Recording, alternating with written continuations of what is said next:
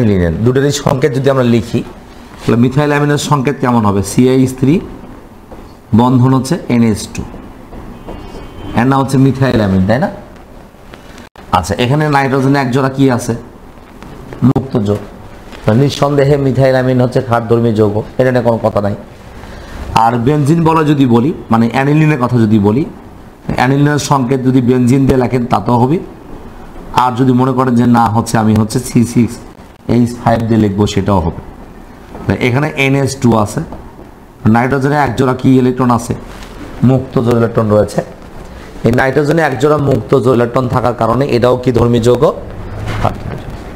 Methyl অ্যামিনও ক্ষারধর্মী, অ্যানিলিনটাও কি ধর্মী? ক্ষারধর্মী। ওটাকে বুঝতে পারছেন? মিথাইল অ্যামিনও ক্ষারধর্মী, অ্যানিলিনও ক্ষারধর্মী। কেন?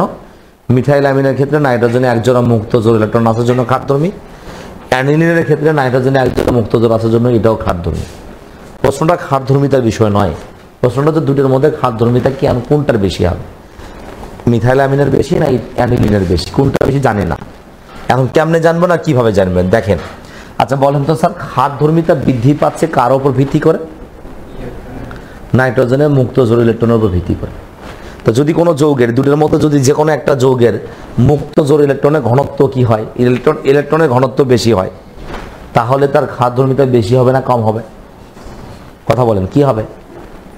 ক্ষারধর্মিতা বেশি না কম? বেশি হবে, কারণ মুক্ত জোড় ইলেকট্রনের ঘনত্ব যার বেশি তার ক্ষারধর্মিতাও বেশি। কেন? ইলেকট্রন ঘনত্ব বেশি হলেই তো হাইড্রোজেন আয়নটাকে বেশি শক্তিতে টানতে পারবে কি না? যার ইলেকট্রন ঘনত্ব কম, হাইড্রোজেন আয়ন কি সহজে সেখানে যাবে? সুতরাং তার ক্ষারধর্মিতাও কি হবে? কম হবে। তাই আমাদেরকে প্রথম আইডেন্টিফাই করতে হবে যেখানে কি ঘটনা ঘটেছে। দেখেন, আমরা কিন্তু এই অ্যানিলিনের রেজোন্যান্স স্ট্রাকচার সবাই জানি। অ্যানিলিনের হচ্ছে কি রেজোন্যান্স স্ট্রাকচার জানা আছে কি? আমরা যখন হচ্ছে অর্থপ্যারা নির্দেশক শিখেছিলাম, মনে পড়ে? সেখানে আমরা হচ্ছে অ্যানিলিনের রেজোন্যান্স স্ট্রাকচার দেখাইছিলাম। তাহলে অ্যানিলিনের রেজোন্যান্স স্ট্রাকচার কেমন ছিল এটা একটু ভালো করে শিখতে হবে। আমরা হচ্ছে এরকম বেনজিন বল অ্যাড করেছিলাম কয়টা? 5টা। তো 5টা এখানেও আমরা দেখাচ্ছি রেজোন্যান্সটা। তখন পড়ার সময় বলছিলাম যে বিভিন্ন সময় আমাদের এই রেজোন্যান্স স্ট্রাকচার কিন্তু কাজে লাগবে। হয়তো অনেকে আমলে নেননি জন্য শিখেননি, আজকে কিছুটা হলো বুঝতে পারবেন যে আমাদের কাজে লাগে কিনা। তাহলে দেখেন, এইরকম রেজোন্যান্স স্ট্রাকচার আমরা 5টা অ্যাড করেছিলাম। তো আজকেও আমি হচ্ছে 5টা রেজোন্যান্স স্ট্রাকচার দেখাবো। তো এটা হচ্ছে বেনজিন বলয়, এরকম আছে। এখানে নাইট্রোজেন আছে, হ্যাঁ, নাইট্রোজেনের এক জোড়া মুক্ত জোড় ইলেকট্রন রয়েছে, ঠিক আছে? তো এবার যেটা হবে সেটা হচ্ছে এরকম, ইলেকট্রনকে বেনজিন বলয় নিচের দিকে কি করবে? আকর্ষণ করবে। নিচের দিকে যদি আকর্ষণ করে তাই ইলেকট্রন জোড়া এখানে চলে আসবে, এখান থেকে ইলেকট্রন বের হয়ে কর্নারে আসবে। ঠিক তো? মনে আছে? আমি এই জন্য শিখাইছি, এই দুটো বন্ধন নিয়ে কোনো কাজ করি নাই, সুতরাং এই বন্ধন দুটো কোনো সমস্যা হবে না। আচ্ছা, তাহলে আগের ক্লাসগুলো একটু দেখে নেবেন, তাহলে মুক্ত জোড় মানে এই রেজোন্যান্স স্ট্রাকচার বুঝতে পারবেন। এটা হচ্ছে পজিটিভ চার্জ, আর এখানে হচ্ছে কি মাইনাস দুটো ইলেকট্রন হবে, বুঝেন নাই?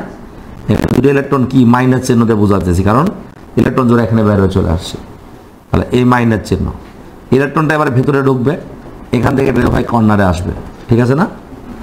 তো এখন এখানে নাইট্রোজেনের সাথে হাইড্রোজেন যেরকম ছিল পজিটিভ চার্জ যুক্ত এরকম থাকবে। এই দুটা বন্ধন নিয়ে এই বন্ধন নিয়ে কোনো কাজ করি নাই, ওরকম আছে। এই বন্ধন ইলেকট্রন এখানে একজোড়া, এখানে ইলেকট্রন এখানে চলে গেছে, এটা বের হয়ে এখানে কর্নারে চলে আসছে, এটা নেগেটিভ চার্জ যুক্ত হয়েছে, তাই না? এবার কি ঘটনা ঘটবে? ইলেকট্রনটা এখানে যাবে, ইলেকট্রনটা বের হয়ে কর্নারে আসবে, ঠিক তো? যদি তাই হয়ে থাকে তাহলে নাইট্রোজেনের সাথে হাইড্রোজেন এরকম হবে, যা ছিল তাই। বন্ধন আছে, এখানে বন্ধন আছে, এখানে ইলেকট্রন আছে, হ্যাঁ। এই ইলেকট্রনটা বের হয়ে কর্নারে আসবে, ইলেকট্রনটা বের হয়ে কর্নারে যাবে।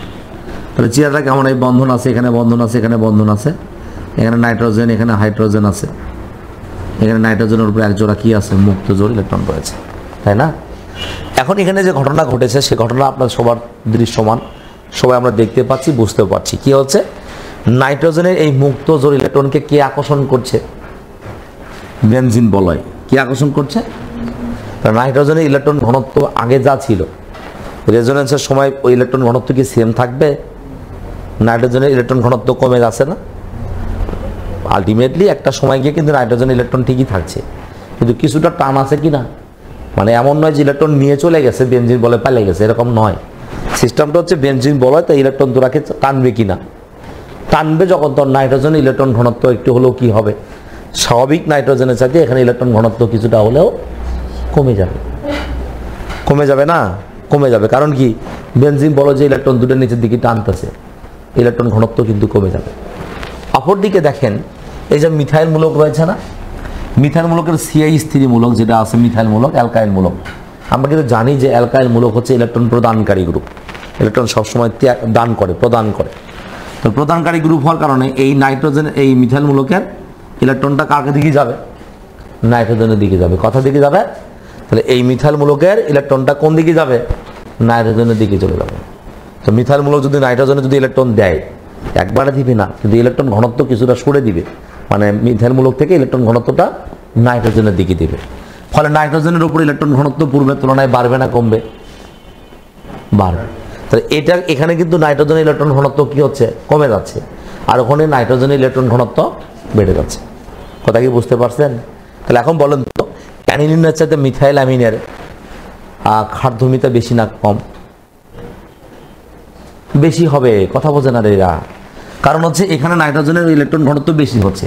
আমরা পূর্বেই বলেছি ইলেকট্রন ঘনত্ব যার বেশি হবে, ক্ষারধর্মিতা তার কি হবে? বেশি হবে। তো এখানে মিথাইলমূলক আবেশী প্রভাবের মাধ্যমে ইলেকট্রন দিচ্ছে কাকে? নাইট্রোজেনকে। সো নাইট্রোজেনের ইলেকট্রন ঘনত্ব পূর্বের তুলনায় একটু হলেও বেশি হয়েছে, ইলেকট্রনের মেঘটা বেশি হয়ে গেছে। সো নাইট্রোজেনের ক্ষারধর্মিতাও বেশি হবে, কারণ H+ আয়ন গ্রহণের প্রবণতা এর তুলনায় এখানে কি হবে? বেশি হবে। ফলে অম্লধর্মী ক্ষারধর্মিতা বেশি প্রকাশ পাবে। বাট এখানে কেন কমে যাচ্ছে? কারণ নাইট্রোজেনের ওই মুক্ত ইলেকট্রনকে বেনজিন বলে নিজের দিকে আকর্ষণ করে নেয়, ফলে ইলেকট্রন ঘনত্ব কমে যায়, যেটা রেজোনেন্সের মাধ্যমে বোঝানোর চেষ্টা করা হয়েছে। আর ইলেকট্রন ঘনত্ব কমে যাওয়ার কারণে ক্ষারধর্মিতা কি হয়? হ্রাস পায়। কথা বুঝতে পারছেন? ক্লিয়ার সবাই?